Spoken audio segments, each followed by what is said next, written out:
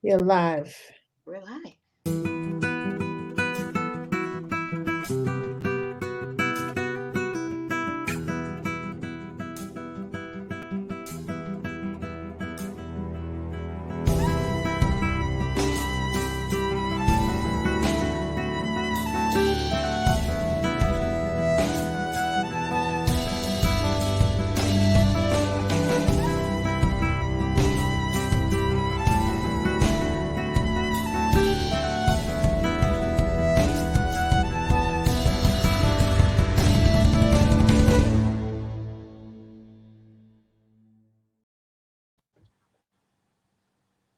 Hello, hello, and welcome to Mindfulness Mondays on a Tuesday.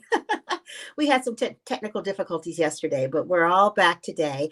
And I have with me my friend Beverly. Hi, Beverly. Hey, Dennis. Good It's morning. wonderful to have you. I love your topic today because as givers, as first responders and the nurses and the doctors and the therapists and the human service providers, they are always giving all the time, many times in situations where they don't get a lot back because the people they're helping are just overwhelmed, in some cases Mm-hmm. fighting for their lives. Mm-hmm. So you said you had a special message for them. So I'm going to go off camera and go ahead and let you give that special message. Yeah, thank you so much. And again, good morning, everyone. Yeah, the message is special because there's so many givers that I work with in all the human services.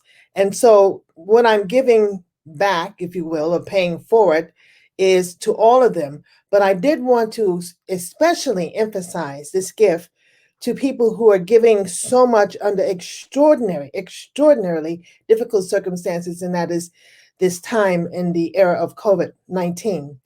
The entire season, now let's look at the season, the holidays, as we would say it, we are always acknowledging the blessings that we have and the gifts that we so generously give to friends and loved ones.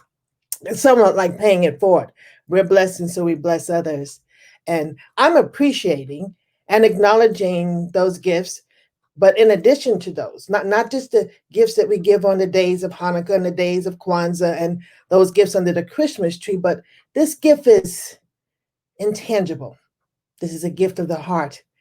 And I give it, as I say, to all human service providers and all caregivers, family caregivers, but especially healthcare staff they are the doctors, the nurses, the residents, the rapid response teams, respiratory therapists, interns, medical students, patient care technicians, and patient care advocates, and the social workers, and the clergy, and whomever else are in these medical facilities working under extremely demanding times. What do you give? Well, you give your service and you give your skills and your qualities of empathy and compassion and caring would put you in a direct path of a lot of trauma coming back on you too, because this kind of giving, I do the work on compassion fatigue, and it is a course of caring. So it takes a toll when you are helping those who are struggling and suffering. You feel deeply for them. You also give. There's your drive to save the lives of men, women, and children, and grandparents who are in trouble.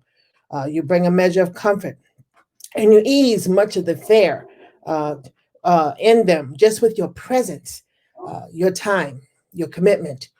You never let your guard down. You're always watching. You're hyper alert. You're hyper vigilant for their needs, for anything that could go wrong, go amiss. Your constitution, under extreme circumstances, there are many people who will collapse, would have collapsed already under the demand that you face daily. You also give there's your willingness to handle whatever comes. You're just waiting for the next thing, and you're there available for them. Your acts of kindness that you give daily. Many of you know that I have had quite a few experiences in a hospital with my own child, with my own health. And I just remember those sometimes the simplest of things. Like one of the things they used to do is when my child was sick a lot, had a lot of surgery, sometimes you just go warm a blanket and put them on him and just sit and smile or hold my hand when I was in fear about some medical procedure. Always, I remember too the expressions on your faces, the concern, the love. it exuded so much compassion for others. That's part of what you give, and you give so much more. But then there's a cost. What does it cost you? Well, you're on the forefront. You are a witness to devastation. You are a witness to tragic losses. That takes a toll. Your health and your wellness, the emotional and physical exhaustion that it cost you, compromising your own personal lives, the hours you work, the double shifts, the triple shifts, because people keep coming in. The numbers are just through the ceiling and growing exponentially, but you just keep expending, compromising yourself to face it, to meet the need, placing yourself at risk of the virus. You do that every day, all day. Many of you got the virus, and many of you have survived, but even in doing so, you have weakened some part of your own health. Many of you have lost your own family members. Many of you have lost friends and coworkers to the virus. Many of you cannot even risk going home at the ends of your shifts, hugging your own family members just to protect them from exposure. The breaking of your heart because family members don't get to say goodbye to dying relatives, that you're there in the space with them. The personal sacrifices you make, like the loss of sleep, the loss of rest, the time away from your own family, your own friends. The compassion fatigue, I mentioned again, the secondary trauma you experience, the vicarious trauma you experience, and the burnout that you experience. It all adds up to something we call toxic stress syndrome, and et cetera, et cetera. Nevertheless, through all of that, you still give. So my gift to you, our gift to you, I'm speaking for a lot of people who have a heart, who have an empathy, who care so deeply for you. We want you to know that our gift is our awareness and appreciation of what you face, the overwhelming weight on you. Our gift is continuing to take COVID-19 seriously.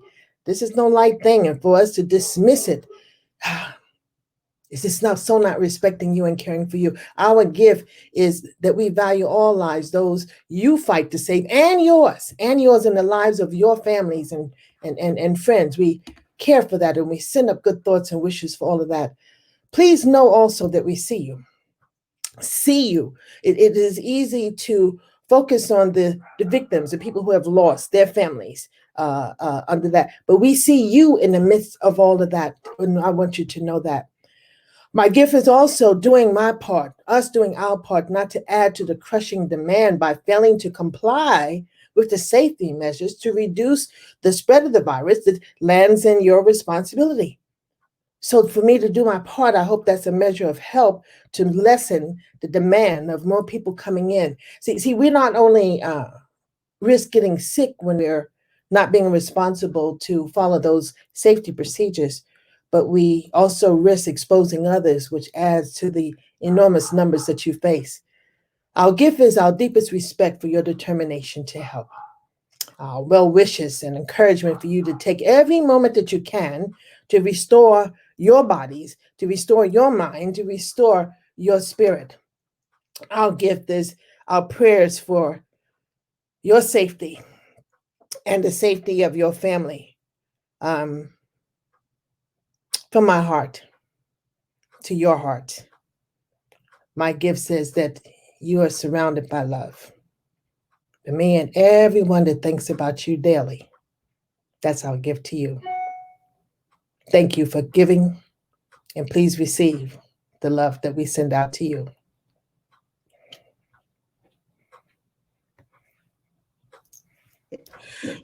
Thank you so much for sharing that, because I think it's really important. I think all of us, from one time or another, just living life in general, knows what it means to feel unappreciated.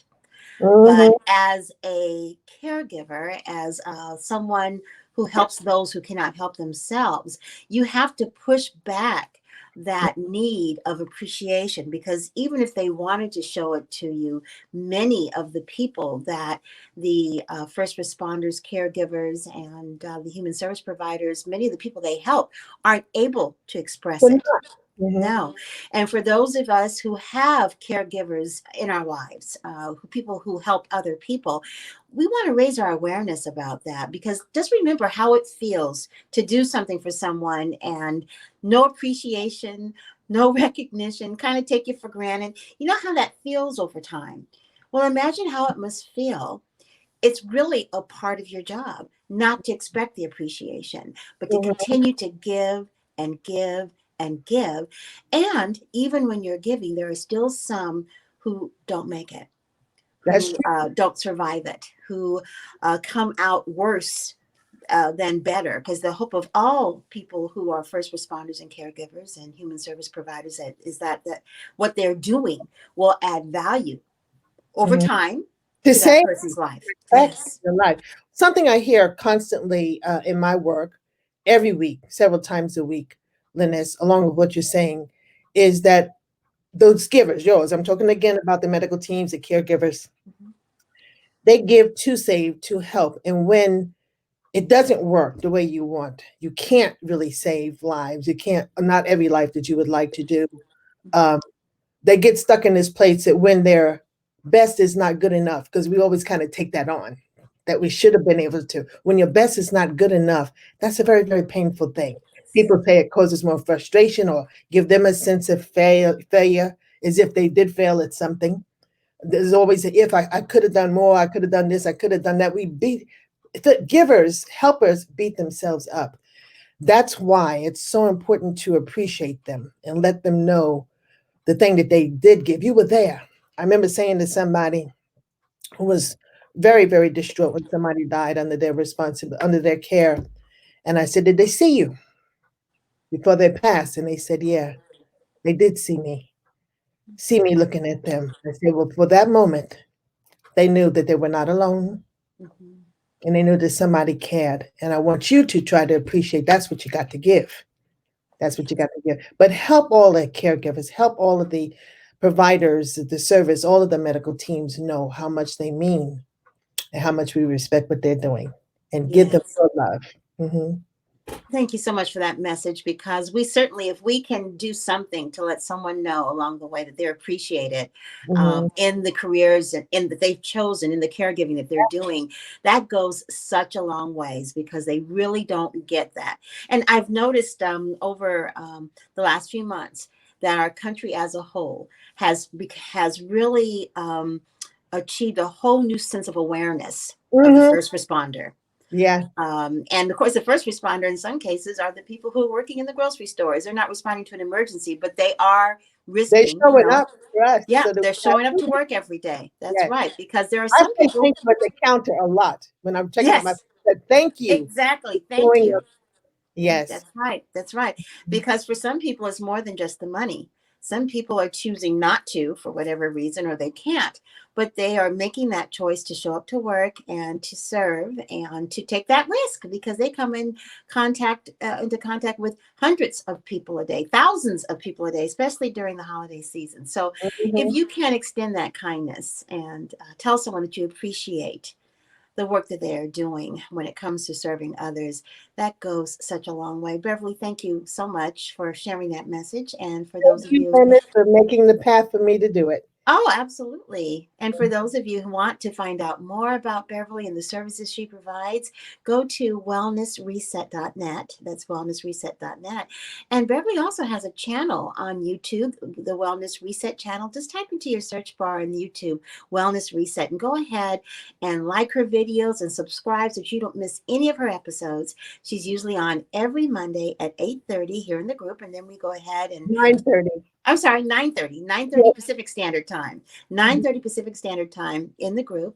And then we also put it on her YouTube channel as well. So you can't miss it. Just go to the YouTube channel and put in your search bar Wellness Reset, and all of her shows will pop up. Wow, this is the last broadcast before the Christmas holidays. So Mhm. Merry Christmas, Beverly, and Merry Christmas Thank to all of you. you. We'll And have happy one more Hanukkah message. to the other folks. We just ended the Hanukkah The season. Hanukkah season just Candles ended. and That's right. Kwanzaa to all of you. all of To you. all of you. Kwanzaa starts on the 26th, I believe it is. So to all of you, no matter what your faith is or what you're practicing during this holiday season, may you be well and join us next Monday for a special year-end message that Beverly will be sharing on Mindfulness Mondays. Thanks so much for listening, and we will see you again real soon. Stay Bye-bye. safe, stay well, and God bless.